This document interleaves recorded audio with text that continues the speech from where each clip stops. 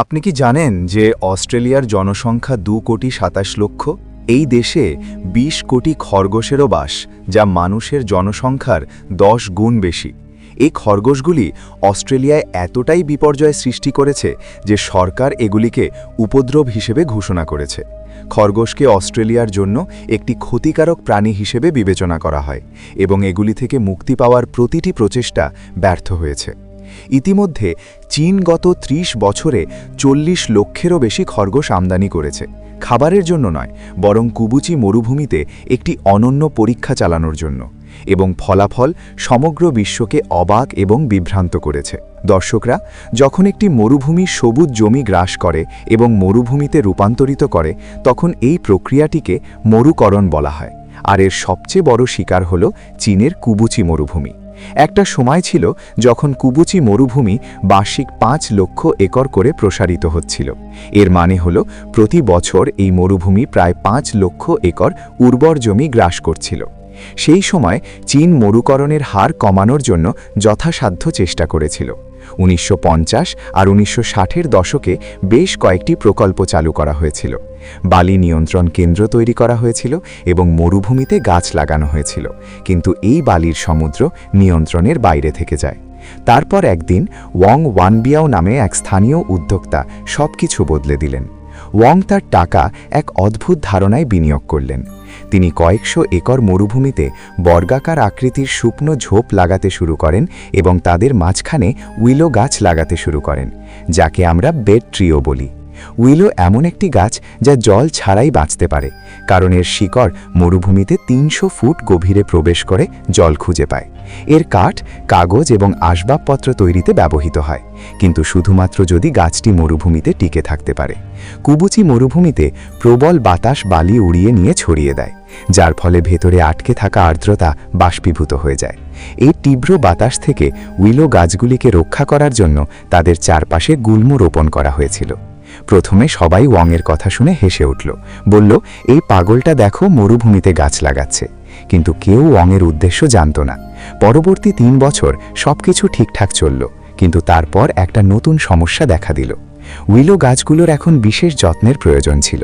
যদি সেগুলো কাগজ ও আসবাবপত্র শিল্পের কাছে বিক্রি করতে হয়, তাহলে মূল কাণ্ড ঘন করার জন্য নতুন অঙ্কুরগুলো অবিলম্বে কেটে ফেলতে হতো। কিন্তু মরুভূমিতে এটি করা কঠিন ছিল। এটা কঠিন এবং ব্যয়বহুল উভয়ই ছিল। এবং এখানেই গল্পটি একটা নতুন মোড় নেয়। এখানেই খরগোশ, অথবা বরং খরগোশ, দৃশ্যপটে প্রবেশ করে। বিশেষ করে রেক্স র্যাবিটস গল্পের একটি অংশ হয়ে ওঠে। রেক্স খরগোশ হলো একটি বিশেষ প্রজাতি যার পশম অনেকটা ভোঁতরের মতো।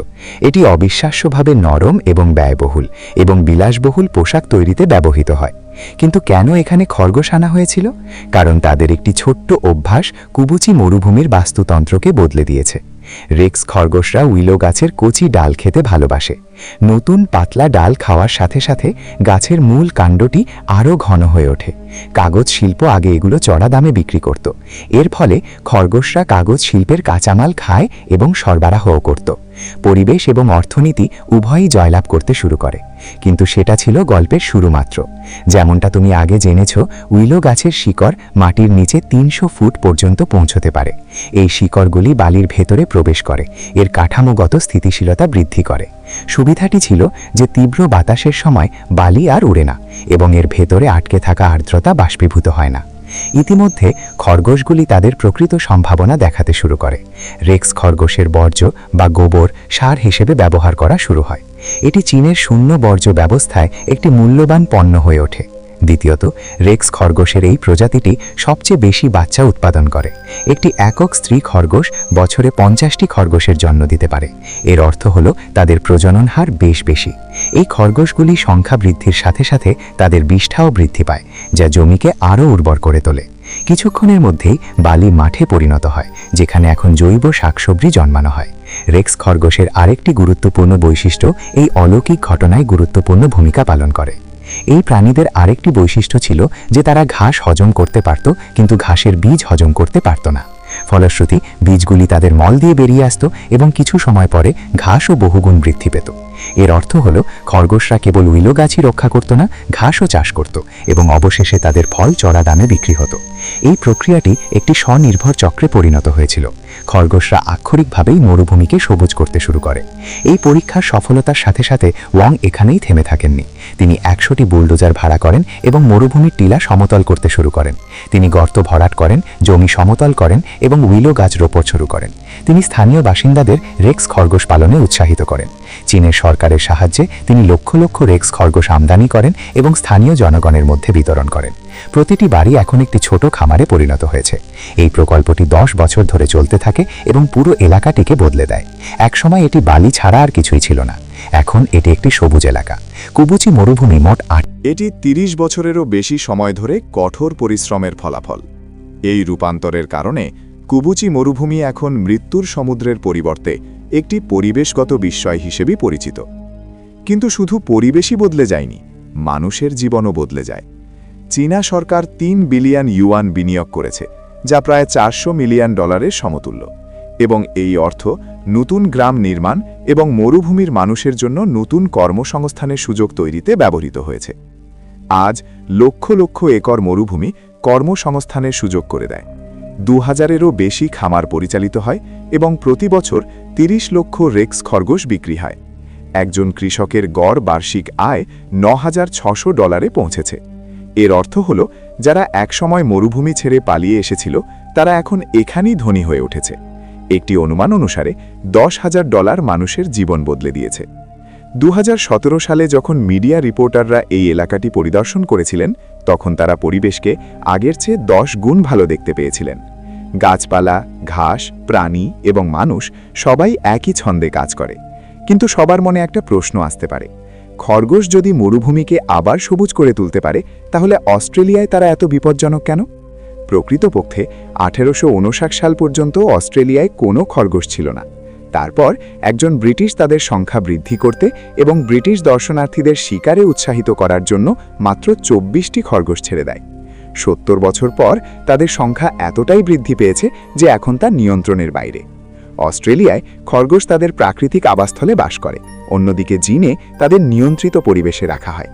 এগুলো শুধুমাত্র সকলের সুবিধার জন্য ব্যবহার করা হয়। এই কারণেই অস্ট্রেলিয়ায় খরগোশকে একটি অভিশাপ এবং চীনে আশীর্বাদ হিসেবে বিবেচনা করা হয়।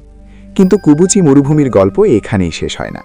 বিশ্বের বৃহত্তম সৌর বিদ্যুৎ কেন্দ্র জুমনা সৌর বিদ্যুৎ কেন্দ্র এখানে অবস্থিত।